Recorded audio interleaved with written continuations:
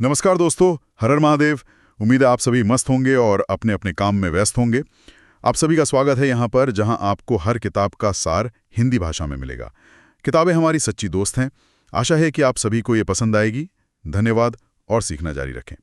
तो आज हम जिस विषय पर गहराई से बात करने वाले हैं वो है मानसिकता, मतलब माइंडसेट बदलने वाली आदतें।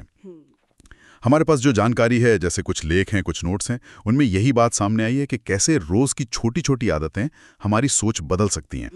खासकर वो नकारात्मकता वाली सोच को हटाकर ज्यादा सकारात्मक कैसे बने। हाँ, और ये जो जानकारी है ना, इसमें सिर्फ लिस्ट नहीं है आदतों की, बल्कि ये भी है कि ये आदतें क्यों जरूरी हैं, कैसे काम करती हैं।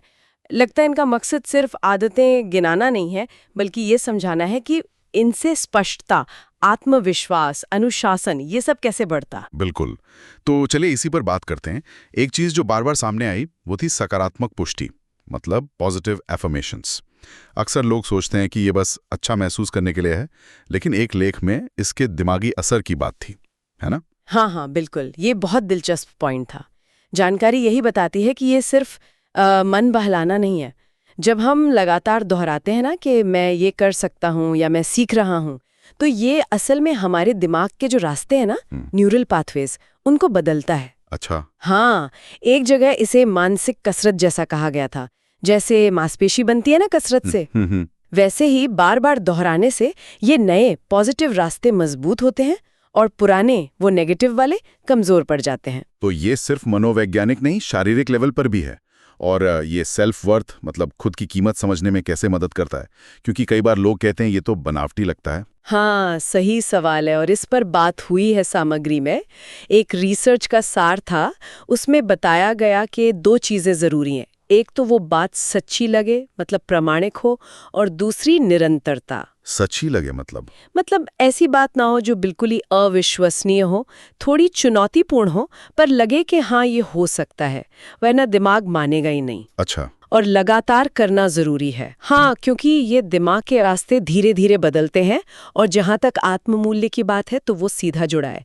जब हम अपनी काबिलियत के बारे में अच्छी बातें दोहराते हैं, तो वो जो अंदर की आवाज होती है ना, जो हमेशा नुक्स निकालती है, हाँ, वो क्रिटिक वाली आवाज, हाँ, वो आवाज धीरे धीरे कम होती है। ये एक तरह से अपने दिमाग को दोबारा प्रोग्राम करने जैसा है। रीप्रोग्रामिंग, दिलचस्प शब्द है। अच्छा, एक और आदत जिस पर बहुत जोर था वो थी कृतज्ञता, मतलब आभार जताना। ये सुनने में तो बहुत सीधा लगता है, लेकिन एक लेख में कहा गया था कि ये नकारात्मकता के झुकाव, मतलब नेगेटिविटी बायस से लड़ने का बड़ा हथियार है। ये कैसे होता है? हाँ, ये नेगेटिविटी बायस वाली बात तो कई स्टडीज में आती है, और लगता है इन स्रोतों ने भी इसे पकड़ा है। हमारा दिमाग है ना, वो बुरी बातों पर ज्यादा ध्यान देता है। ये शायद पुराने जमाने में जिंदा रहने के लिए जरूरी था। हाँ, खतरे पहचानने के लिए। बिल्कुल। पर आज की दुनिया में ये हमें फालतू की चिंता देता है। तो कृतज्ञता का अभ्यास, चाहे वो रोज 3 अच्छी चीजें लिखना हो या किसी को धन्यवाद देना हो, ये जानबूझकर हमारा ध्यान अच्छी चीजों पर लाता है। तो ये दिमाग को ट्रेनिंग देने जैसा है कि अच्छी चीजें देखो। एकदम सही। एक स्रोत में इसे मानसिक फिल्टर बदलना कहा गया था। जब हम रोज आभार जताते हैं तो हम दिमाग को सिखाते हैं कि भाई जीवन में अच्छी चीजें भी हैं, मौके हैं, लोग हैं जो साथ देते हैं, जिन्हें हम शायद वैसे नोटिस भी ना करें। हाँ, और ये सिर्फ मूड अच्छा नहीं करता। स्रोत बताते हैं कि इससे स्ट्रेस हार्मोन कॉर्टिसोल वो कम होता है। हो, अच्छा। और भावनात्मक मजबूती बढ़ती है, मतलब मुश्किल हालात से जल्दी उभरने की ताकत। ये लचीलापन या मजबूती वाली बात जरूरी है। अच्छा, एक और चीज जो बहुत उभर कर आई वो थी ध्यान भटकाने वाली चीजों को ना कहना, फोकस बनाए रखना। आजकल तो ये बहुत बड़ी चुनौती है। जानकारी में इसके बारे में क्या था? क्या ये सिर्फ टाइम मैनेजमेंट की बात है या कुछ और गहरा मतलब है? नहीं, सिर्फ टाइम मैनेजमेंट नहीं, उससे कहीं ज्यादा।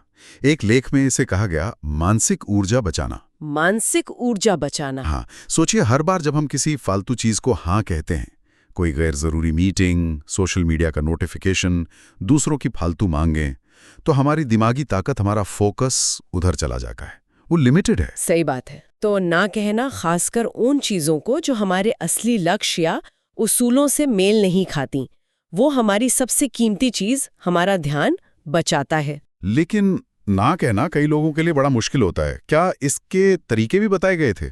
हाँ, कुछ सुझाव थे, जैसे अपनी सीमाएं तय करना, बाउंड्रीज, और उन्हें साफ साफ लेकिन तमीज से बताना। दूसरा, अपनी प्राथमिकताएं बिल्कुल साफ रखना। जब पता हो कि क्या जरूरी है तो बाकी चीजों को मना करना आसान हो जाता है। सही है। एक स्रोत ने इसे अपने फोकस की रखवाली करना कहा, जैसे कोई गार्ड किले की रक्षा करता है। वाह, फोकस की रखवाली, बढ़िया गा। हाँ, ये असल में अनुशासन और सोच समझकर चुनाव करने का अभ्यास है। इससे जुड़ा हुआ ये अगला मुद्दा है अनुशासन, डिसिप्लिन।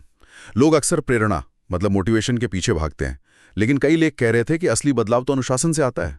क्या कहा गया इस बारे में? हाँ, ये बहुत बड़ा फर्क है जो सामग्री में बताया गया। प्रेरणा, जैसा एक स्रोत ने कहा, वो एक भावना है, आती है जाती है। हाँ, हमेशा नहीं रहती। बिल्कुल, पर अनुशासन एक वादा है, एक सिस्टम है। ये तब भी काम करने के बारे में है जब मन न हो, क्योंकि पता है कि ये लंबे समय के लक्ष्य के लिए जरूरी है। स्रोत कहते हैं कि प्रेरणा पर निर्भर रहना तो भरोसेमंद नहीं है, जबकि अनुशासन बनाना, भले ही छोटी शुरुआत करें और धीरे धीरे उसे आदत बनाएं, उससे पक्के नतीजे मिलते हैं। तो ये अनुशासन आदत कैसे बने, कोई तरीका बताया था? क्योंकि कहना आसान है अनुशासित बनो, करना मुश्किल है। हाँ, कुछ तरीके बताए थे। एक था पहचान पर आधारित आदतें बनाना। पहचान पर आधारित मतलब ये सोचना कि आप कैसा इंसान बनना चाहते हैं, जैसे मैं एक अनुशासित व्यक्ति हूँ, और फिर वैसे काम करना जो उस पहचान से मेल खाते हों। अच्छा, इंटरेस्टिंग। दूसरा था अपने माहौल को बदलना, मतलब अपने आसपास का माहौल ऐसा बनाना कि अच्छी आदत अपनाना आसान हो और बुरी मुश्किल। जैसे सुबह कसरत करनी है तो रात को ही कपड़े निकाल कर रख लिए। हाँ, ये तो मैंने भी किया है। तीसरा, और शायद सबसे जरूरी, छोटी शुरुआत करना और लगातार करना, परफेक्शन पर ध्यान नहीं देना। एक स्रोत ने कहा, रोज बस 1% बेहतर होने का लक्ष्य रखो। सिर्फ 1%, ये किया जा सकता है। पहचान आधारित आदतें और माहौल बदलना, ये वाकई सोचने लायक बातें हैं। अच्छा, आखिरी आदत जिस पर मैं बात करना चाहूंगा और जो लगभग हर स्रोत में थी, वो है लगातार सीखना, या जिसे विकास मानसिकता, ग्रोथ माइंडसेट कहते हैं। इसे इतना जरूरी क्यों माना गया मानसिकता बदलने के लिए? क्योंकि विकास मानसिकता मतलब ये विश्वास कि हमारी काबिलियत या समझ फिजो नहीं है, उसे कोशिश करके सीख कर बढ़ाया जा सकता है। ये सोच ही हमारे चुनौतियों को, नाकामियों को, कोशिशों को देखने का नजरिया बदल देती है। अच्छा, कैसे? जो सामग्री हमने देखी वो बताती है कि जिनकी स्थिर मानसिकता या फिक्स माइंडसेट होता है, वो मानते हैं कि भाई काबिलियत तो पैदाइशी होती है। हाँ, कि जितनी है उतनी ही रहेगी। हाँ, तो वो लोग चुनौतियों से बचते हैं, डरते हैं कि कहीं फेल न हो जाएं, और अगर फेल हो गए तो उसे अपनी कमी मानते हैं। जबकि विकास मानसिकता वाले, वो चुनौतियों को सीखने का, आगे बढ़ने का मौका मानते हैं, नाकामी को प्रक्रिया का हिस्सा समझते हैं, एक इशारा कि कुछ और ट्राई करना है या ज्यादा मेहनत करनी है।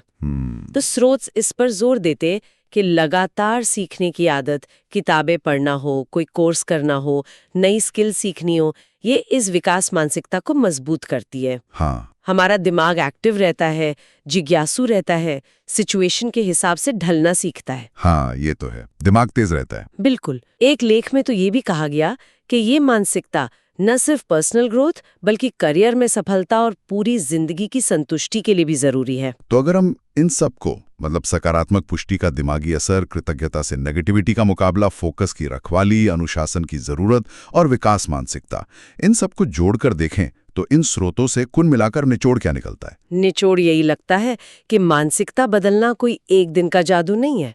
ये रोज की छोटी छोटी सोची समझी कोशिशों का नतीजा है।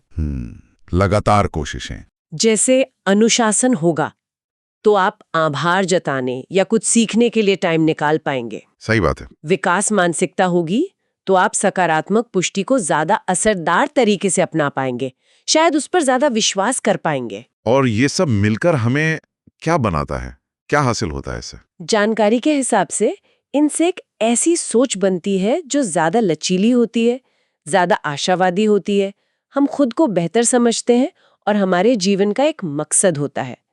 यह हमें जिंदगी की मुश्किलों का सामना करने की ताकत देता है, मौकों का फायदा उठाने में मदद करता है और आखिरकार शायद एक ज्यादा भरपूर और कामयाब जिंदगी जीने में मदद करता है। बिल्कुल। सबसे जरूरी बात जो स्रोत बार बार कह रहे हैं वो है निरंतरता, कंसिस्टेंसी।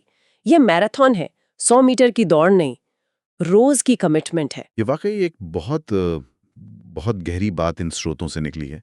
कैसे छोटी जानबूझकर की गई कोशिशें समय के साथ कितना बड़ा बदलाव ला सकती हैं। ये सिर्फ बड़े लक्ष्यों की बात नहीं है, बल्कि उस रोज की प्रक्रिया की बात है जो हमें वहां तक ले जाती है। हाँ, और यहाँ एक सोचने वाली बात है जो शायद इन सभी स्रोतों की भावना को पकड़ती है। आज हमने जिन आदतों और तरीकों पर बात की जो जानकारी में थीं, उनमें से कौन सी एक ऐसी है जिसे आज ही अपनाने से शायद सबसे ज्यादा अच्छा असर दिखे। सोचने वाली बात है। और उस दिशा में पहला बिल्कुल छोटा सा करने लायक कदम क्या हो सकता है? शायद आज रात सोने से पहले बस 2 मिनट उन चीजों के बारे में सोचना जिनके लिए हम शुक्रगुजार हैं, या कल के लिए एक छोटा सा इरादा तय करना। हाँ, बिल्कुल, छोटा सा कदम। इस बेहतरीन चर्चा के लिए धन्यवाद, और उन श्रोता का भी धन्यवाद जिन्होंने ये जानकारी हमारे साथ साझा की। अगली बार तक सीखते रहें,